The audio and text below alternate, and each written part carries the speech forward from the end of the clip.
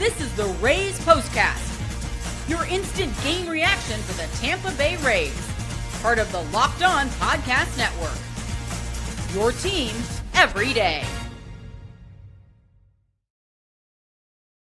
Hello and welcome to the Tampa Bay Rays POSTCAST, your spot for instant Rays reaction after every single game.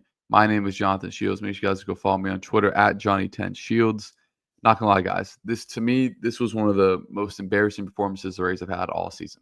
I go and look at their schedule, and I can't think of a more complete, embarrassing loss than this one. Yandy Diaz and Brandon Locke combined to go 3 for 6. The rest of the team, 1 for 24 with 11 strikeouts. Just,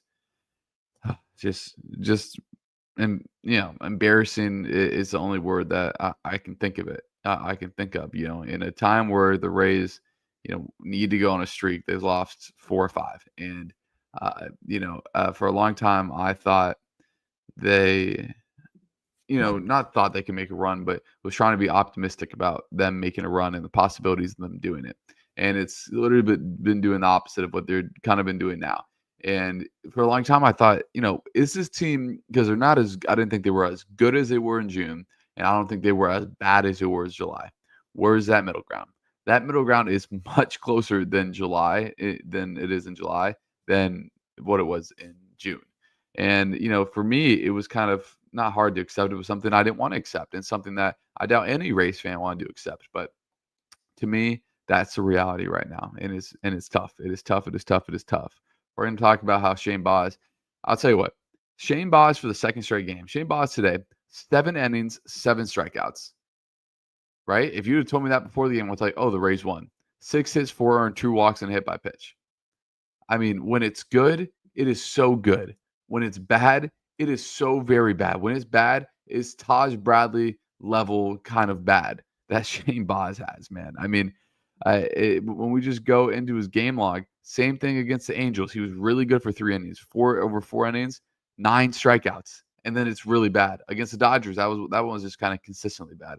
Against the White Sox, same thing. I mean, when it's good, he's one of the best, some of the best stuff on the Rays staff. When it's bad, he looks like he doesn't even deserve to be in the big leagues. And his inconsistency is going to end up being a whole lot like Taj Bradley if this continues. I really think so.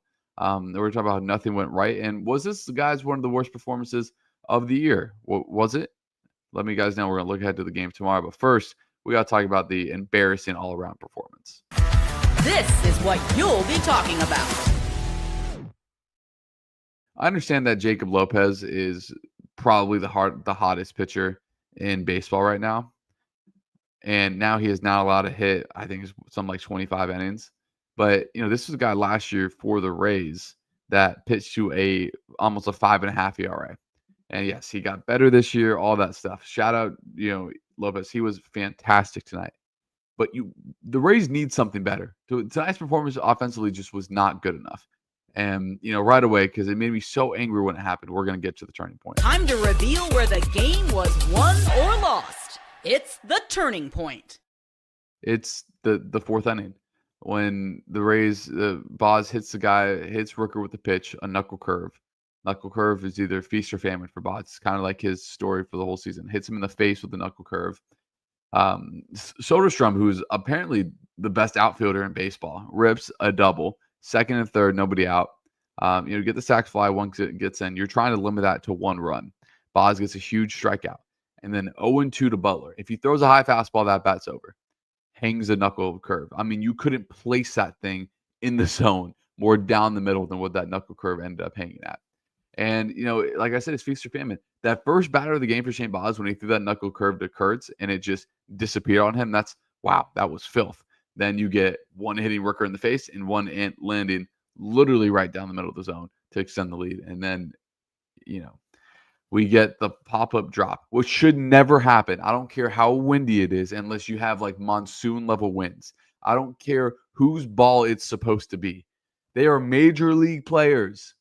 That ball should be caught 1,000,000 times out of 1,000,000. I don't care if it's Nick Fortes. I don't care if it's Junior Caminero. I don't care if Hyun Kim. I don't care whose ball it is. That is unacceptable that ball is not caught. Stuff like that should never happen. It's technically a minor league field, and that was a minor league type play. Stuff like that should not happen in the major leagues.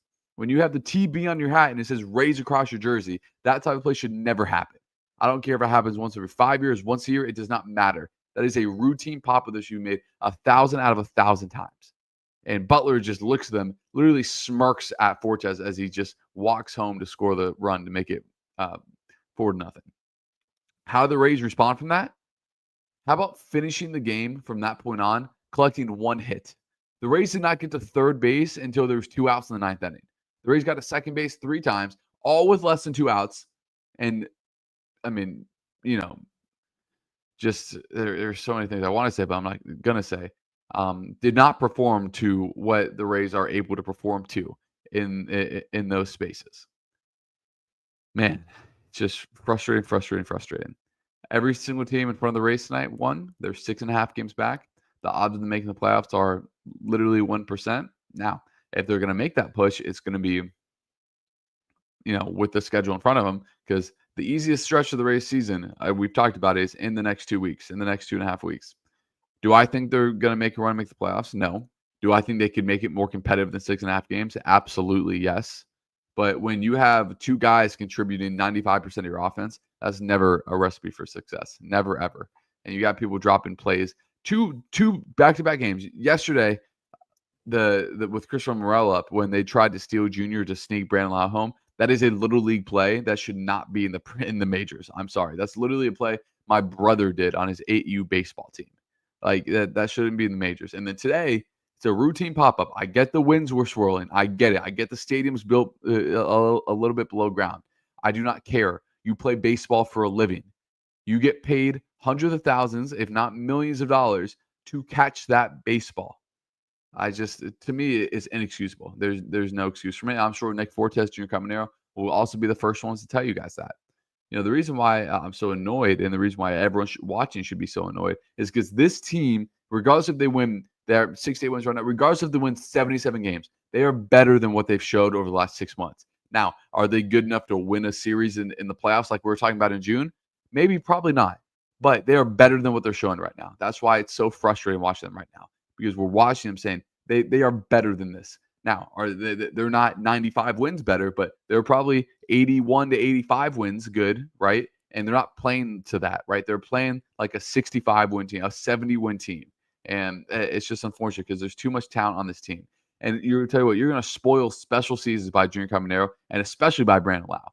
Brandon Lau, for some reason, maybe because he's always on the trade block, doesn't get the love he deserves. He's been fantastic this year, by far the best season of his career.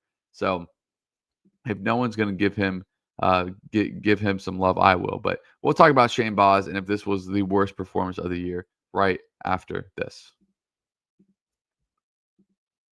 This episode is brought to you by Open Phone. If you're running business, you know that every missed call is money left on the table. Think about the last time you had a service emergency, like a burst pipe. If the first plumber didn't answer, did you wait? Nope, you call the next one.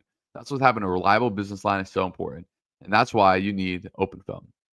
Open Phone is the number one business phone system that helps you streamline and scale customer communication. Offer them an app on your phone or computer. Did you juggle 2 phones just to keep your business and personal calls separate? Open Phone solves that instantly. Open Phone is offering Locked On Show listeners 20% off your first 6 months at openphone.com/LockedOnMLB. That's openphone.com/LockedOnMLB. And if you have existing numbers with another service, Open Phone will port them over at no extra charge. Open Phone, no missed calls, no missed customers. This episode is also brought to you by FanDuel. August 26th is officially FanDuel Futures Day, a brand new holiday for football fans who live for bold predictions and preseason hunches.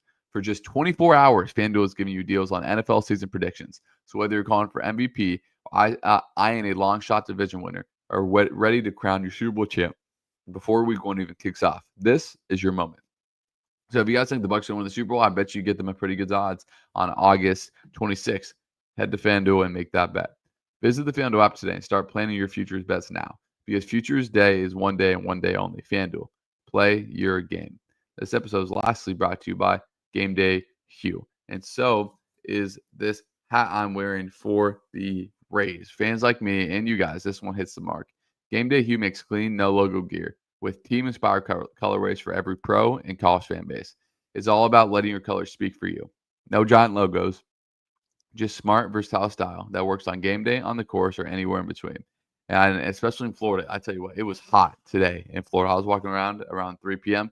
It was hot, full sun. It was like walking on the sun. And it makes this a little bit more bearable because it's got the breathable back in the back. You can use it for anything. Also, if you're into golfing, they have a matching split shade glove made for the golf course, or a perfect gift for a fan who has everything. Right now, you can get 15% off with code MLB15 at GameDayHue.com. That's GameDayHue.com. The code even stacks on bundle deals, so now's the time to load up. Let your colors talk, because colors speak louder than words. That's GameDayHue.com, code MLB15.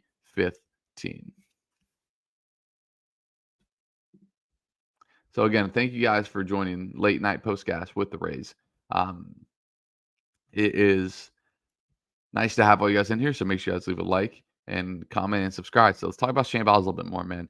And I really do think a solution for Shane Baz could be putting him in the bullpen long term, because right now he's too inconsistent to be a starter. He has, I think, the 6th or 7th worst ERA among qualified starters in baseball. Not good enough. Not good enough. When you look at the rotation next year, it's going to be Pepio, fingers crossed, hopefully McClanahan, Boyle, Rasmussen. Who's going to be the 5th guy? Are they going to bring back Adrian Hauser? Are they going to put all their eggs in the Shane Baz basket?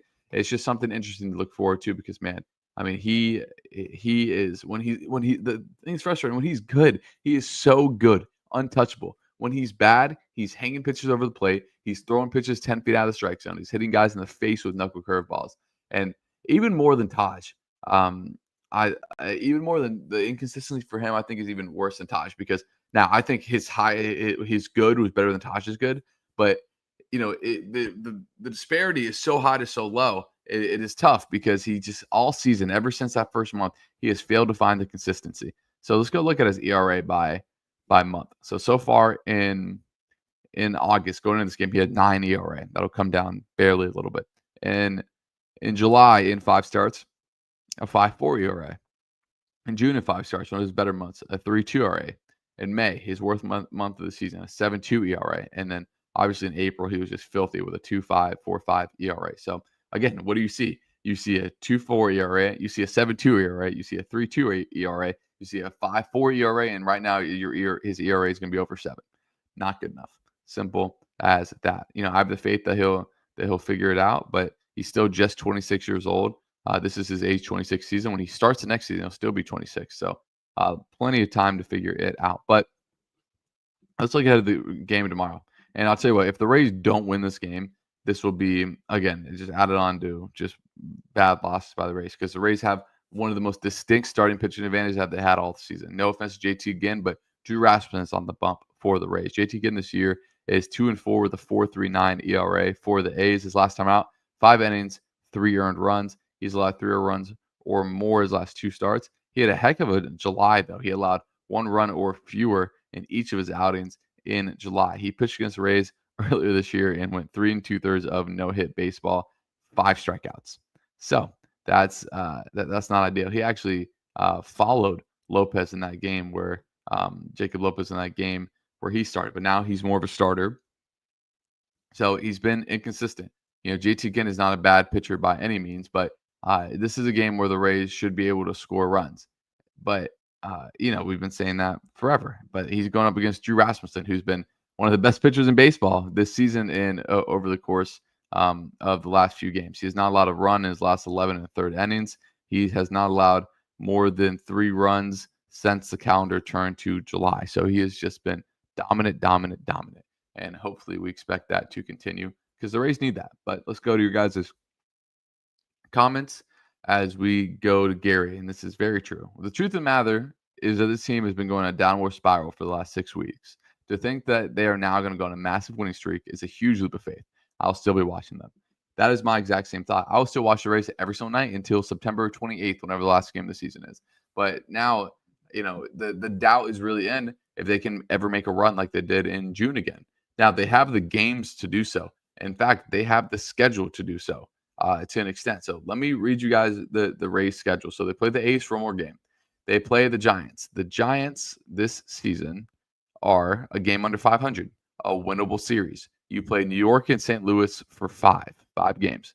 Again, another winnable series. Now, I mean, you're facing Sonny Gray, who's actually having a little bit of a down year for the Cardinals this year, but still their best pitcher. But again, In this next 1, 2, 3, 4, 5, 6, 7, 8, 9 game stretch, the Rays can go 7-2. They're not playing the Dodgers, they're not playing the Padres, they're not playing the Brewers, right? They're playing winnable games. Then you go to Cleveland. Again, another winnable series. I know Cleveland is on a heater right now. They're within a game of the wild card, but still, winnable series. You play at Washington. Washington is one of the 3 worst teams in baseball. So when you look at those 15 games, that's some times where, okay, like, why can't the Rays go 12-3 in those games? Well, I can give you a million reasons why, but when you look at the schedule, this is the most forgiving part of it. So we'll know within the next, 15 days if the Rays made a run or not, or if they're going to keep playing average to well below average baseball. So let's go to the Creo Southpaw. He says Rays made Jacob Lopez look like prime Tim Lincecum tonight. And, I think a lot of that, we have to still credit Jacob Lopez. I mean, the way he was mixing his slider, fastball, cutter, all coming out of the same arm tunnel was big time from him tonight. I mean, it was good. I mean, you saw Piera, who struck out 4 times, 3 of which from Lopez, and he got him with like the same pitch every time. One was a cutter, one was a slider inside. So let's go to Jason Schwader. He says, "Is Kevin Cash on the hot seat?" No. But if he has another season like this next year, then yes. I mean, this is a guy still 2-time manager of the year, has made the playoffs for 5 straight years before last year. You give that guy 2 years, maybe even 3 years of not making the playoffs before you make, widespread changes. But I'll tell you what, this year more than other years, I think his decisions have kind of backfired in terms of in-game decisions. But no, he's not on the hot sheet, not even close. As we go to Gary again, this is another interesting big point. Even before the Rays took the field tonight, there were 4 teams ahead of them in the wild card. All had won or they're on their way to winning. Such is reality. When you're trailing, don't control your destiny. Yeah, you got to almost play perfect in the team. You need some help. That's where the Rays are at right now. Simple as that. As we go to Ezra, he says, the A's had the same win. They had 5 runs. Yeah, yeah. Chris Alp also says the Rays can't win any series right now. I can't remember the last time that we won 2 in a row. In Anaheim, they won the last 2 games of the series. Those were 2 in a row. I'm telling you, that loss to the Mariners, where Kyle Raleigh hit the 3-run home run in the 8th, was the most debilitating loss. If they won that game, they would have gone to 3.5 back in New York for the wild card. Now you really have something. All of a sudden, they're 6.5 back now. I mean, I still cannot get over how big of a turn that was. As we go to Wander J.F. and Hamilton, he says, this is the time of year in which you determine whether a team is a contender or pretender. We smell like pretenders, unfortunately. It's more than pretenders. I mean, we smell like a team that's going to be picking in the top 7 of the draft right now, unfortunately. So, again, I've still never seen, and as long as I've been watching sports, covering sports, how dominant the Rays were for a month and go from literally the best team in baseball for a month to a completely different team. And I won't say unwatchable, but one of the worst teams in baseball within a month. It's just crazy, crazy, crazy. But again, guys, it's almost 1 a.m. on the East Coast. I appreciate all you guys hopping in here again. All you guys hopping in makes doing the postcast worth it, even after these crappy games like the Rays lose. But again, it's still a blessing to be able to watch the Rays every single day, guys, because you're going to miss them when they're gone. Like it or not, you're going to miss them when they're gone. So make sure you guys leave a like before you get out of here, and we'll be back at the same time tomorrow night. See you guys then.